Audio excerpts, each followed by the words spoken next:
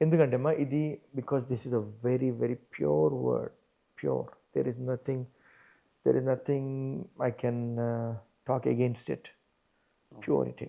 నా లైఫ్లో నా క్యారెక్టర్ మార్చిన వాక్యం ఇది. నేను వేరే వాళ్ళని ఇది చేయాలో అని కాదు, but I love all people. I love Muslims, I love Hindus, I love everyone. God he's called me to love, not hate anybody.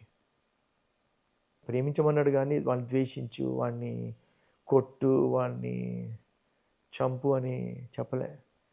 ద్వేషం అనేది పుట్టేది మతం ద్వారా, ప్రేమ పుట్టేది దేవుని ద్వారా. That's all.